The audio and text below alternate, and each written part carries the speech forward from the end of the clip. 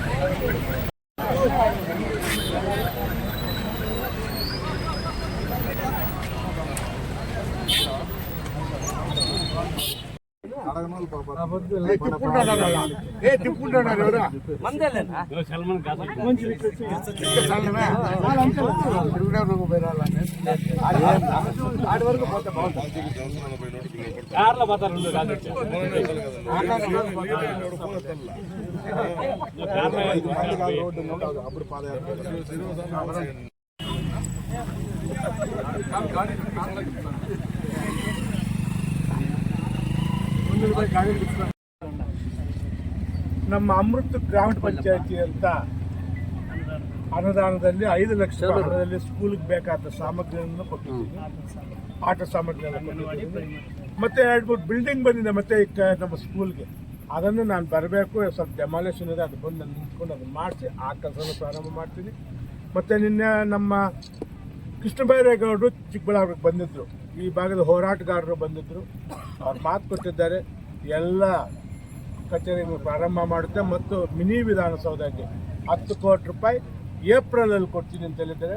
ನಾವು ಅಷ್ಟೊತ್ತಿಗೆ ಜಾಗ ಎಲ್ಲ ನೋಡಿ ಸಮತಟ್ಟು ಮಾಡಿ ಅಷ್ಟೊತ್ತಿಗೆ ಏಪ್ರಿಲಿಂದ ಮಿನಿ ವಿಧಾನಸೌಧ ಕೆಲಸ ಕೂಡ ಪ್ರಾರಂಭ ಮಾಡ್ತೀವಿ ಅನ್ನೋ ಮಾತು ಈ ಭಾಗದ ಜನರಿಗೆ ಹೇಳಕ್ಕೆ ಇಷ್ಟಪಡ್ತೀವಿ. 2.5 ತಿಂಗಳಿಂದ ಭೂಮಿ ಸೆಕ್ಷನ್ ಮಾಡ್ತೀವಿ ಅಂತ ಹೇಳ್ಬಿಟ್ಟು ಇದುವರೆಗೂ ಏನು ಮಾಡ್ತಾ ಇಲ್ಲ. 2.5 ತಿಂಗಳಿಂದ ಜನ ತೊಂದರೆ ಆಗ್ತಾ ಇದೆ. ಒಂದನೇದು.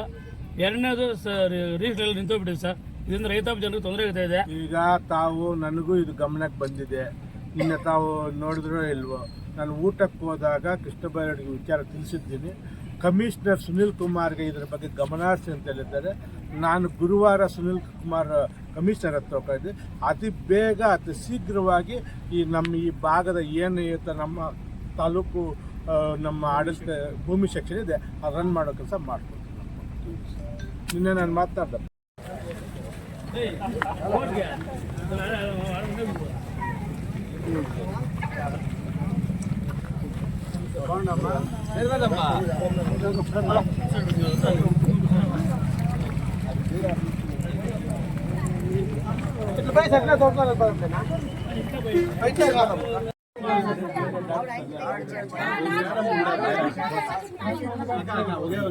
గవర్నమెంట్ హాస్పిటల్ డాక్టర్ ఉంటేనే మనకి డాక్టర్ లేకుంటే ఎట్లా సార్ మాకు ఆయన వెళ్ళిపోతుంది రైతు ఒకరు ఉండలేదు. గవర్నమెంట్ హాస్పిటల్ డాక్టర్ ఉంటేనే మాకు